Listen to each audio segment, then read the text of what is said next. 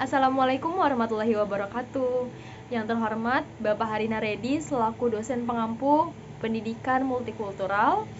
Perkenalkan, nama saya Zulfadela Afifah dengan NIM 21010251009 dari program studi pendidikan guru sekolah dasar semester 6 kelas 6C.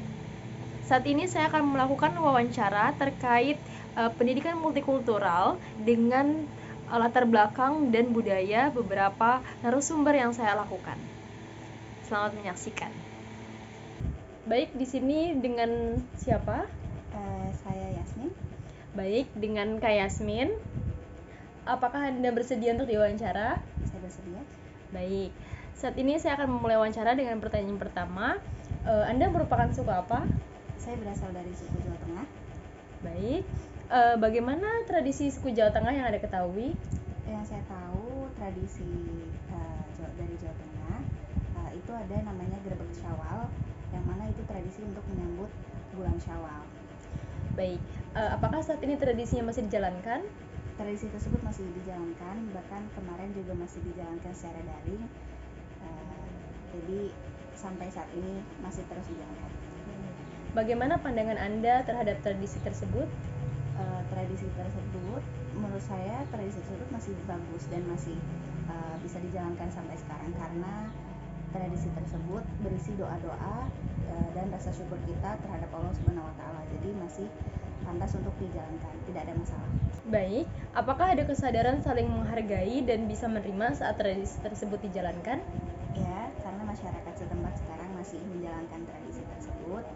Jadi untuk jadi masyarakat masih saling menghormati dan menjalankan tradisi tersebut. Baik, terima kasih Kak Yasmin atas waktunya ya. Baik, saat ini saya bersama dengan narasumber yang kedua. Boleh perkenalan dulu namanya? Halo, nama saya Amara. Baik, dengan Kak Amara, apakah bersedia diwawancara? Bersedia. Baik, kita akan mulai dengan pertanyaan yang pertama. Kak Amara dari suku apa?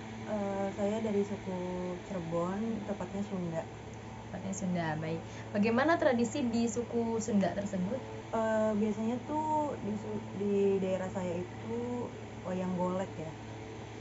Baik, wayang golek. Tradisi tersebut masih dijalankan? Masih sampai sekarang masih dijalankan. Bagaimana pandangan Kak Amara terhadap tradisi wayang golek tersebut? Sejujurnya wayang golek itu saya belum pernah nonton ya, tapi sepengetahuan saya itu dia sangat menarik ya, karena membawa cerita dari masa lalu kalau nggak salah sih. Cuman dia keren sih menurut saya. Sampai sekarang harus terus dilestarikan karena itu suatu kebudayaan gitu ya, kebudayaan daerah gitu, jadi harus terus dilestarikan. Baik, selain itu mungkin wayang golek ada mengandung pesan-pesan gitu ya Kak ya? Oh gitu. Menurut Kak Amara, apakah ada kesadaran saling menghargai dan bisa menerima tradisi tersebut? Ya, mereka masih memudayakan sih. Di masyarakat setempat tuh masih suka kayak kesadaran akan tradisi tersebut ya, berarti masih bisa menerima dan menjalankan tradisi tersebut sampai sekarang ya? Iya. Baik, itu saja. Terima kasih atas waktunya Kak Amara ya. Baik, saat ini saya bersama narasumber saya yang ketiga, yaitu boleh dikenalkan namanya? Perkenalkan, nama saya Farah Pujianti. Baik, dengan Kak Farah, apakah bersedia untuk diwawancara? Baik, saya sedia Kak. Baik, kita masuk ke pertanyaan yang pertama. Bagaimana tradisi pada agama Kristen? Kalau di Kristen itu semua tradisi sama ya Kak, maupun itu Kristen Protestan atau Katolik, karena walaupun gerejanya namanya beda, tapi cara berdoanya juga sama, terus tradisinya juga sama. Tradisinya sama ya. Bagaimana? Apakah tradisi-tradisi tersebut masih dijalankan sampai saat ini? Ada yang masih dijalankan, ada yang udah jarang dijalankan. Kalau yang masih dijalankan itu ya masih saat ini itu kayak kewajiban orang. Kewajiban. Mungkin tradisi yang sudah dijalankan yang tidak sesuai, yang tidak relevan gitu kali ya dengan zaman-zaman sekarang. Baik. Bagaimana toleransi selama berada di agama Kristen? Toleransi itu sangat baik ya, apalagi di agama Kristen itu juga kita diajarkan toleransi itu juga nomor satu, karena kita percaya bahwa semua agama itu mengajarkan hal yang sama, yaitu kebaikan. bagaimana kehidupan yang Anda rasakan atas toleransi di agama Kristen ini?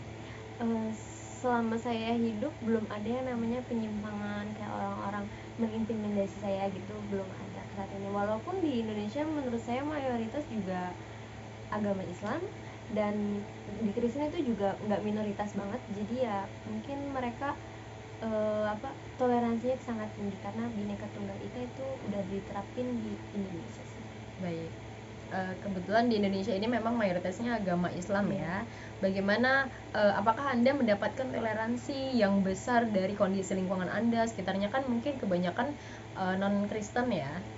Kalau di lingkungan saya itu sangat menghargai, sangat menghormati. Kalau misalkan ada acara keagamaan di dekat rumah saya atau di rumah saya sendiri, walaupun ada saudara-saudara saya datang, itu contohnya kayak Natalan gitu, ya mereka sih sangat maksudnya menghargai aja gitu, nggak yang marah-marah atau gimana gitu.